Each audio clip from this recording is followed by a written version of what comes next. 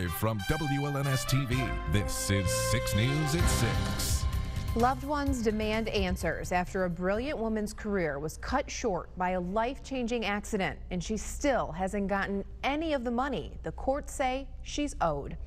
Thanks for joining us tonight. I'm Lauren Thompson. And I'm Sherry Jones. Elizabeth Ostendorf was looking forward to a very long career that would have benefited the whole world, but one faithful day derailed those plans forever. Tonight, in a two-part report, Alexandra Illich explains what went wrong and why Ostendorf and her family are still waiting for justice.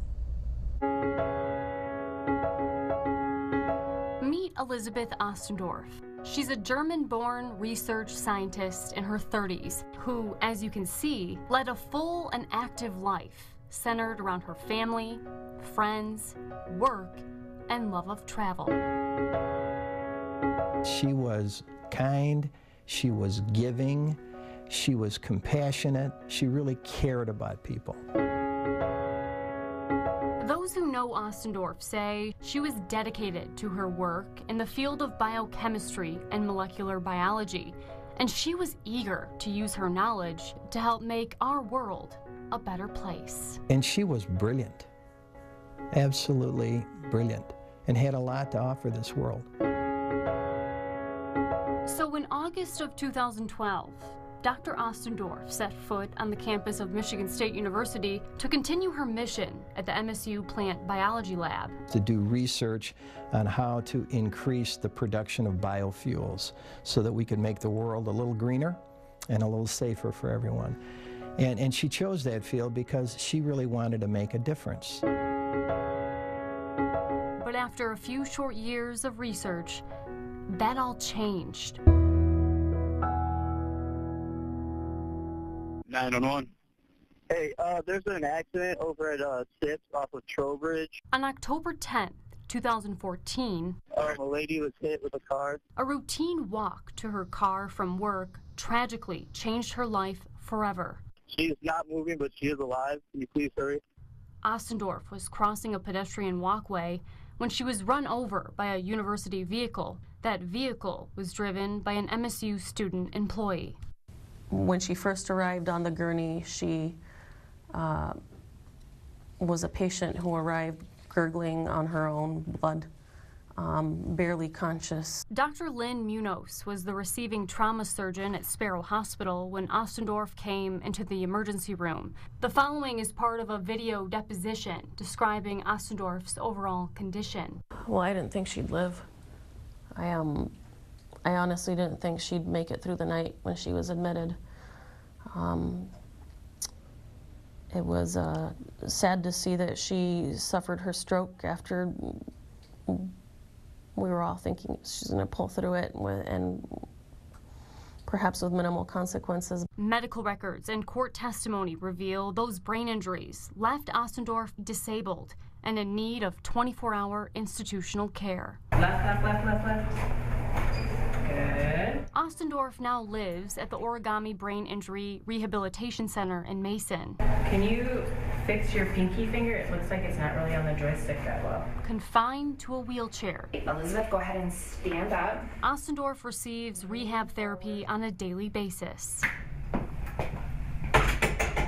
She struggles with the simple things in life. Say it again. That many of us may take for granted. It's on the menu for today. Like eating. Not good. Good? Okay. And talking. Was it February when you started saying words again? And while she's making progress, her disability All right, and go out this door up here. is permanent. And while Ostendorf is working to rebuild a new life, Okay, go down exactly like you did right there, but elbow a little bit more forward. a legal battle over how she got here continues to loom like a black cloud over her head. I have been mortified that this woman has been denied justice for 3.5 years. After her accident in 2014, Ostendorf's now husband pursued a lawsuit against the university, which raised an important question. What legal obligations does MSU have to Ostendorf? The university determined that she is not eligible for workers' compensation benefits because she's here on a visa. Because she's not entitled to workers' comp, she is entitled to pursue a liability claim against Michigan State. That liability claim was in fact pursued, and it was tried in April of 2017. Elizabeth Ostendorf won that lawsuit and a judgment for $7.5 million in 2017. But more than a year after that decision, and even though MSU agrees she should have the money, she has yet to see a single cent of it. We'll tell you why in part 2 of this story coming up later tonight on 6 News at 11. Live from WLNS-TV, this is 6 News at 11. A brilliant career ended by a tragic accident, and now the compensation for the woman affected is in legal limbo. It is our top story tonight at 11. Thank you for joining us. I'm Sherry Jones. During our 6 o'clock newscast, we shared with you a story about a woman from Germany who came to Michigan State University on a visa to help make the world a better place. But tragically, her life changed forever after an accident in 2014. And now, even though she was awarded money from a lawsuit, she is yet to see a dime of her settlement. Alexander Illich brings you part 2 of this story with an explanation as to why. Elizabeth Ostendorf, a kind, compassionate world traveler, came from Germany to Michigan State University in 2012 to do plant research and help make our world a better place. And she was brilliant, absolutely brilliant, and had a lot to offer this world. 911. Hey, there's an accident over at Sips off of Trowbridge. But in October of 2014, she was tragically injured after she was hit by an MSU vehicle while walking on campus. All right, Elizabeth, go ahead and stand up. She'll have to spend the rest of her life needing 24-hour care. Say it again. Because Ostendorf was here on a visa, she wasn't eligible for workers' compensation benefits. Because she's not entitled to workers' comp, she is entitled to pursue a liability claim against Michigan State. That liability claim was in fact pursued, and it was tried in April of 2017. And the judge in that case found Michigan State was negligent in the operation of their truck. And as a result of that negligence, Elizabeth sustained catastrophic brain damage. The judge awarded $7.5 million for future non-economic damages, such as disability, loss of function. But MSU's insurance company, United Educators, disagrees with MSU's position and says Ostendorf is entitled to workers' comp and therefore cannot pursue a liability claim against the university. That claim would be paid for by the insurance company directly. But MSU won't pay her because United Educators won't reimburse the money. Michigan State has publicly taken the position in all of these courts that the position of United Educators is legally wrong, and they've won on that position. In fact, court records show at least 10 judges from 3 different judicial tribunal courts in Michigan have agreed with MSU's position, and each time considered and rejected United Educators' argument. But to this day, the insurance company continues to fight the lawsuit. They just keep appealing because, you know what, the system is set up in such a way that you can just keep appealing. You'd think enough is enough. When is Michigan State going to say enough is enough? How much more agony and misery do we want to put this terribly disabled woman through? Is there no compassion anymore? Or is it all just about money? The university has figured out a way to pay the Nassar lawsuits and then fight the insurance company later.